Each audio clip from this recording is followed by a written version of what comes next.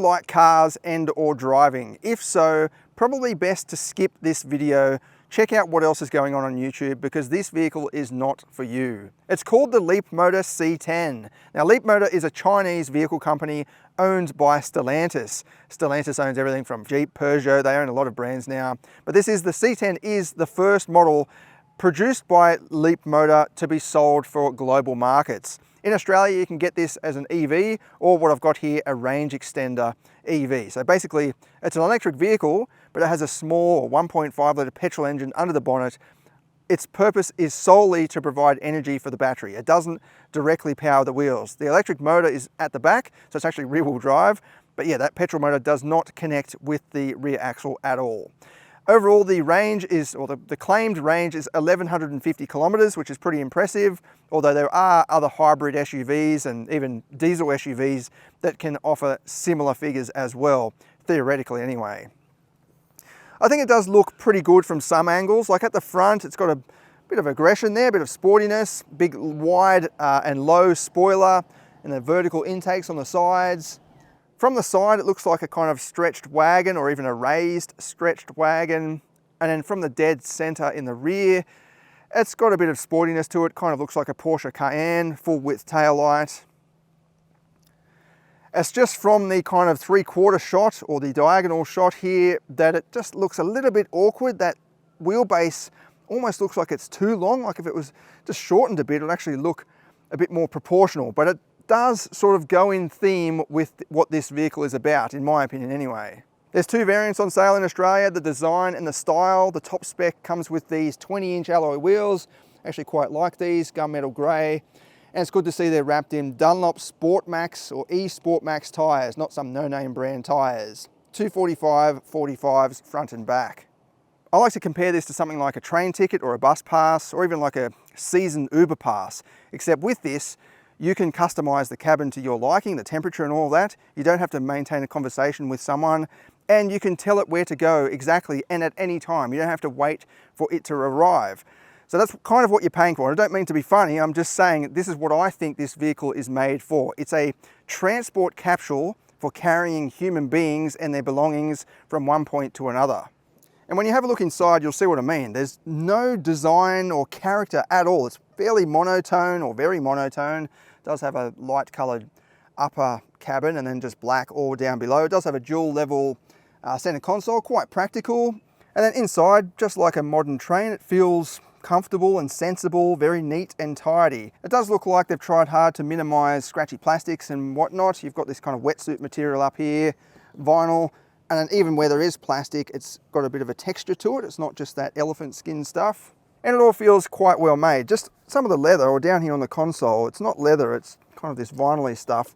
It just feels a little bit cheap and tacky, but I'm guessing it's going to be fairly durable, like the interior of a bus or train. Then up on the dash here, we've got this touchscreen just stuck on there. There's no design credit to that at all. It does offer everything that you need though in a modern vehicle. You've got these apps you can play around with, radio and all that sort of things. 360-degree surround view camera, which is quite nice. And then you do have this pull down option here for quick selections or shortcuts. So you can put in sport mode, change the configuration of the engine. You've got full EV mode or Power Plus mode. You can also fiddle around with some of the driver assistance features and open the fuel cap. Some of the menus are a little bit confusing. I was trying to turn off some of the safety systems, which I'll get to in a minute. They're definitely worth mentioning. But yeah, the driver monitoring camera, I can't figure out how to turn that off. I thought it was this thing, distraction warning, but even with that off, it still seems to go off.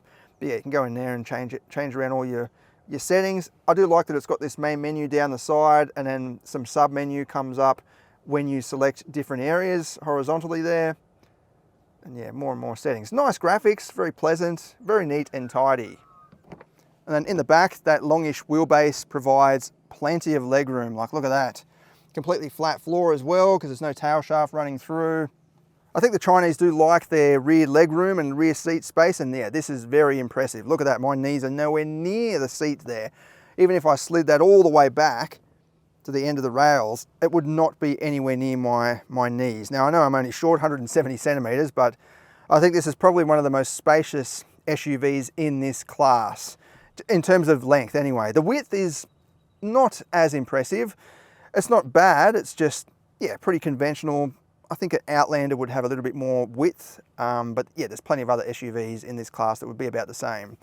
You do have climate vents and 2 different USB ports down there. Even the design of that center console stack is just so basic. There's nothing to it at all. Nothing wrong with it. It's got that vinyl-y stuff on the top there, but just no character whatsoever. You do have cup holders on the back there because there's none on the center flipping armrest. And then right up the back, you've got an impressive boot. Although it's not that wide, the walls seem to just chop straight into the side there. There's nothing on this side. You've got a little bucket, but you do have some extra storage under the floor, including the rear section and the front. 2 buckets, perfect for carrying some charging cables. You do have 2 hooks up here as well, but yeah, not much else in terms of design and or functionality. You don't have rails on the floor, no hooks on the floor, and no 12-volt socket that I can see either. All right, we'll take it for a drive and see what it's like. If you have trouble sleeping at night, I reckon maybe push pause now, and then when you hop into bed, hit play, and it'll just help you drift off. I'm going to do the performance testing later on as well, but I'll wake you up for that if you like. It's interesting though, because the EV version has a claimed 0 to 100 time of 7.5 seconds, while the range extended version is claimed at 8.5 seconds. Why is that interesting? Well, the EV version is actually a little bit heavier than this hybrid version. Even though this has a petrol engine under the bonnet, the EV obviously doesn't. The EV uses a 69.9 kilowatt hour battery. This is 28.4. It just goes to show you the weight of a battery is very, very heavy, even compared with a small petrol engine.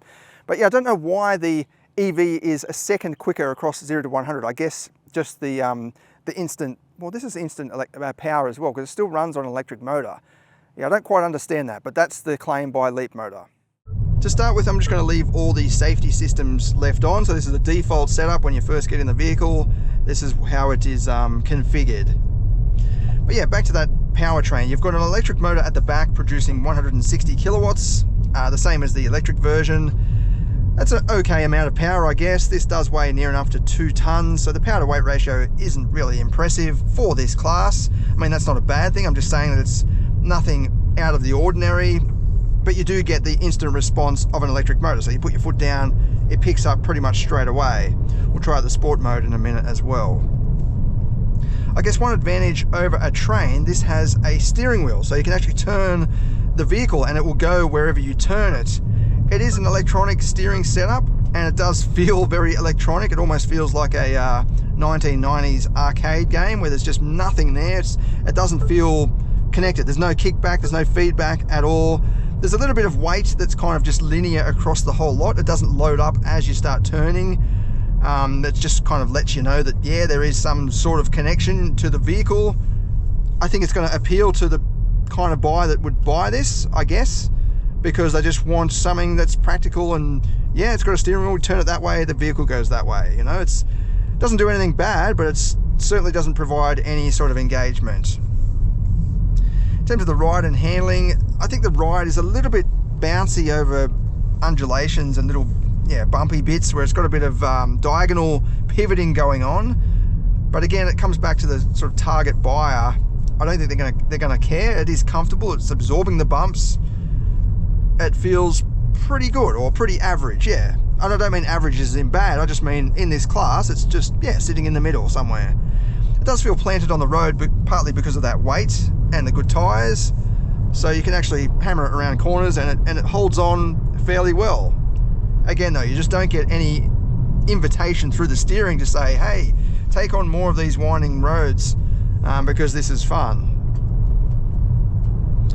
The electric motor, or the battery, sorry, provides 170 kilometers range, which is pretty good for a plug-in hybrid vehicle. If you classify this as a plug-in hybrid, I would.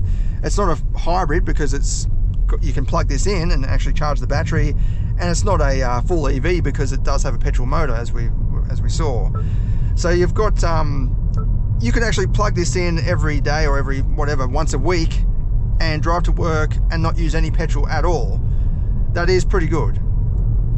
The calibration of these safety systems is among the worst I've ever experienced, even compared with that original Cherrier motor I tested on the old channel a few years ago. It's just so many alarm bells going off, and it's quite inconsistent. So I was driving on the highway this morning and I'm dead center in the middle of the lane. I don't know how I could be any more centered. And it picked up the lane marking and actually pulled the steering wheel towards the lane. Why would you do that? If you'd go over that way better than get into the oncoming traffic. But there's other times when you're driving along, like I'll show you here, it's very clearly marked lane, like it's nice and bright white lines. There's no reason it can't pick it up, but I'll just let go of the steering wheel and it doesn't help me at all. Like, that's going on the wrong side of the road. So yeah, very inconsistent but quite annoying when it is working. It's got these little tugs and yanks of the steering wheel. It's very off-putting. The driver monitoring camera, I'm surprised hasn't gone off yet. If you wear sunglasses, it tends to go off a lot, even if you are looking straight ahead, or just make one adjustment to the touchscreen, it'll send off all these warnings and so on. So now it's picking up the lane, and just then it wanted me to keep going straight ahead, and now it's not. I don't understand it. It just needs a lot more work with calibration, in my opinion. Try out the sport mode. Yeah, so the throttle response is much sharper. It doesn't sort of go any faster, but it does feel a bit punchier. That's full throttle, and it's going pretty good. I wouldn't classify this as a sporty SUV, but it's definitely got good response, good for overtaking, good for merging onto the highways. The problem with these lane keep assist systems, if you're on a country road like this that doesn't have a painted line on the outside, then it'll just let you run off the road. They're quite pointless in my opinion. I don't know, I don't understand. I mean, I understand, so now it's going off. It just picked up the left side as well. And it's picking up the left side now. So why didn't it pick up the left side before? And then it just gives up.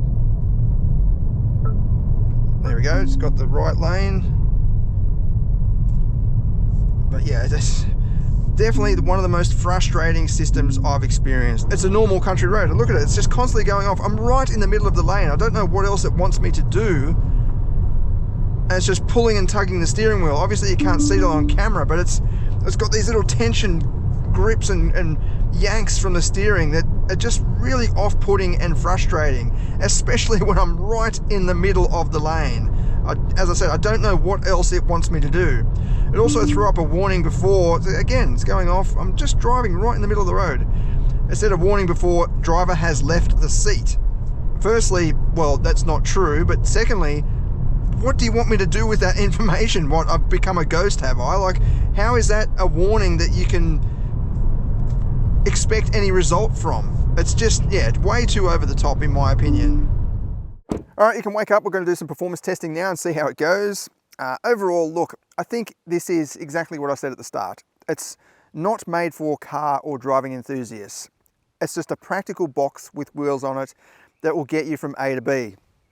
And I don't necessarily mean that in a bad way. I mean that very logically and straightforward. If you are after a practical box with wheels on it, a car, a generic default car, then this will serve that purpose. It does have modern technology, although a lot of it is, or everything is housed within that touchscreen. So it doesn't even have buttons on the doors to adjust the side mirrors. You've got to go into the touchscreen, which I find a little bit annoying. Even tech geeks, I think, might find that a little bit annoying as well.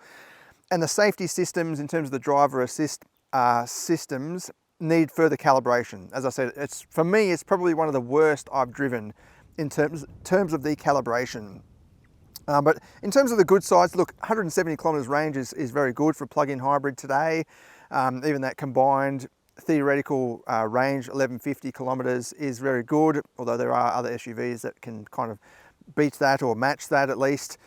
Pricing is also not too bad, 48,000 for this example, roughly, before on-road costs. If you compare that to any other plug-in hybrid of this size, that doesn't weigh up too badly for the level of features it's got and for the technology that it offers. All right, let's get stuck into it.